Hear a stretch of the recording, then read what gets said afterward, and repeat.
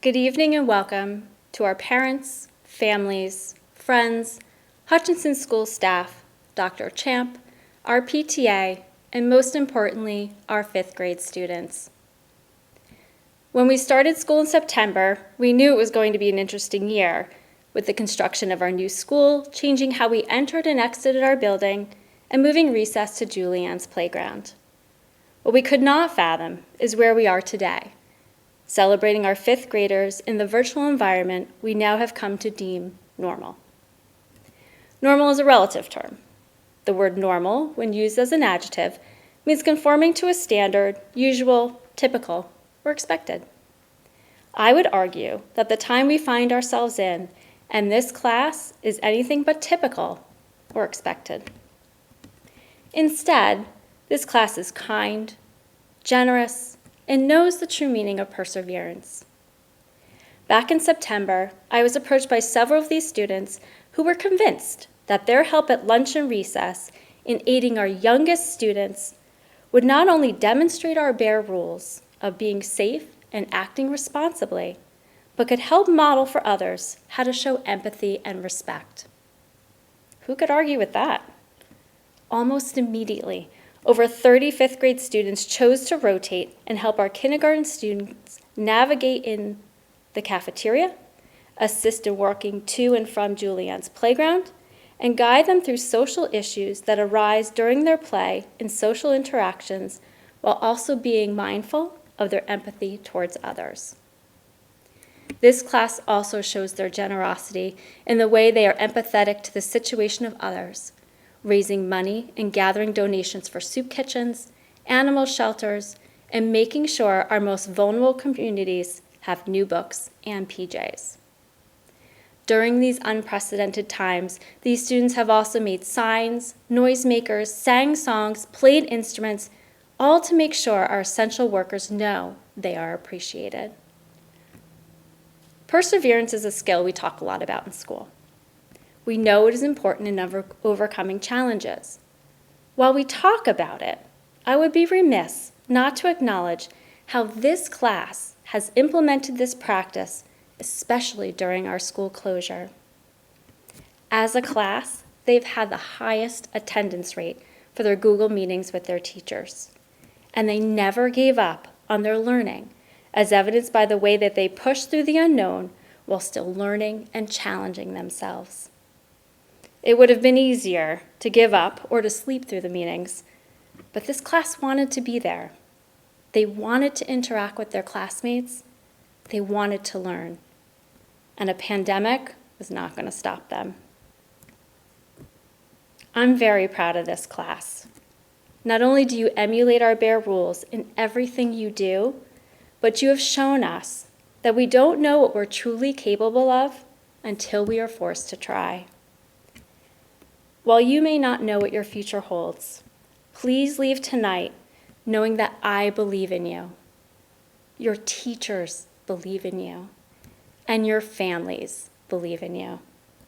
You are on this world for a reason, and you are destined to make a real difference. Congratulations, and please don't forget to come back and visit.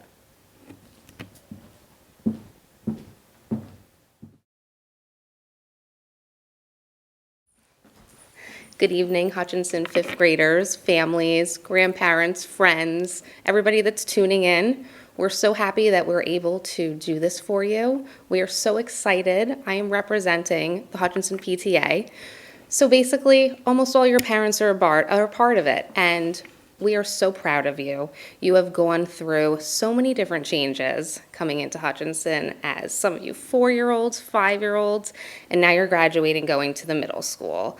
This is a huge accomplishment, and none of it could have happened without all of the amazing staff that we have. Let me say, personally, my kids, very much so, are looking forward to their graduation. Why? Because my 4th grader thinks that middle school makes you an adult. And she thinks that as soon as she goes to middle school, she's going to get a phone, and she has all of this independence, and mommy's not in everything. Well, you guys, I'm sure, know that that's not the case. Your parents have been nothing but supportive and amazing through this entire process. I really hope at the end of this, all of the bare code of conduct that we talk about in PTA, in your classrooms from Mrs. Fitzgerald, has really resonated with you guys. The E for empathy really comes to light in this situation. I believe that all of you have more empathy now than ever. Empathy for your teachers when the Google Classroom doesn't work. Empathy for your parents that are now your physical teachers, giving you sheets and things that we probably never even thought of. I, for one, cannot do 5th grade math, so I am not looking forward to that. So Way to go, parents, for that. We are very, very proud of you. I see people biking and rollerblading down the street. I live right near Julianne's, and all the kids wave.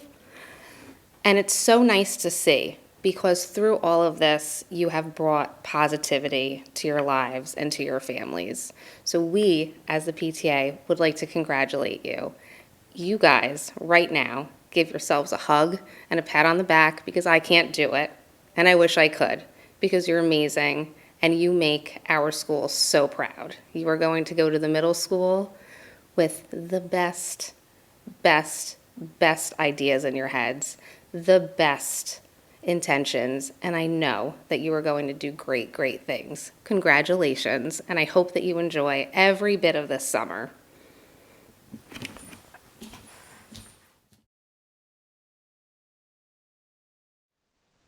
Good evening, staff, students, parents, and friends. It is a pleasure to be with you as we honor and celebrate the accomplishments of this fifth grade class. I have had the opportunity to see these students in their classes over the past few years and have seen them grow in their academic skills, in their friendships, and in their service to their schools. Although I can't see them now in front of me at this moment, I know they feel great pride in having reached this milestone in their educational journey. Yet I know this year has come with many challenges that have left us all feeling a bit disconnected and sad at having missed our teachers and friends and special school activities that we had looked forward to. The challenges of this season have reminded me of one of my favorite books that I'm sure many of you are familiar with. The book is entitled, What Do You Do with a Problem? By Kobi Yamada. I want to use the theme of that book as the source of my message to our students tonight. In Yamada's book, the narrator is struggling to deal with a problem, one that seems to follow him no matter what he does. He worries about it, tries to ignore it, runs and hides from it, pretends it's not there, and yet the whole time it pursues him and grows bigger and bigger. It's not until the narrator finds the courage to face that problem that things start to look different. He begins to look more closely at it, to understand why it's there, and to try to figure out what he can do about it. Then he discovers something important about his problem. And I quote, "What are problems for? They challenge us, shape us, push us, and help us to discover just how strong and brave and capable we really are. Even though we don't always want them, problems have a way of changing us in unexpected ways. So what will you do with your problem? Well, now that's up to you." As a school, a community, a country, and a world, we have been facing a major problem for the past few months. One that has caused us to have to shut down our schools and stay confined to our homes. What have our responses been to this problem? Well, of course we worried. We may have tried to ignore it. We may have tried to run and hide from it or pretend it was not there, all the time knowing it's everywhere around us. The weight of it feeling bigger and bigger by the day. But many of you have also done what our narrator did when he found the courage to face his problem.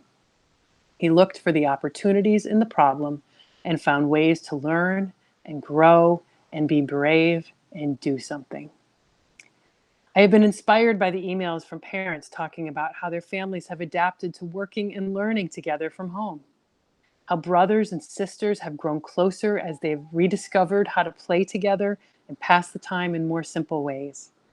I've gotten goosebumps while watching videos that have been shared during the last few months showing your school pride and the connection between students and teachers, showing ways that you have come together to cheer and encourage one another and to celebrate the essential workers, the heroes that have been keeping us all safe. You have looked at the problem and found the bravery to do something to make the world better in the midst of a difficult and scary time. That is courage, and that shows the best of who you are as students, as a school, and as a community. I applaud your courage and the resilience you have shown through these last few months. These qualities are ones that have been tested and proven immensely in these last few months, and qualities that will serve you well as you move on to middle school. In middle school, you may feel nervous and scared at times. I hope you will face that or any other problem with courage and look for the opportunities it presents. Opportunities to make new friends, to try new experiences, and to try again to make a positive difference in your school, your community, and your world. Congratulations on your achievements. I hope your fond memories from elementary school come with you. Memories of meaningful field trips, beautiful art projects, proud concert performances, favorite books and games, and most especially, memories of the teachers that made a lasting impact on your life. Thank you and congratulations.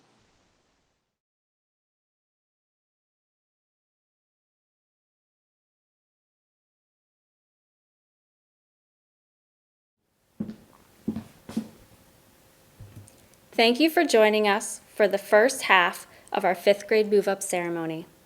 We will now transition to our live Google Meet for the remainder of our celebration.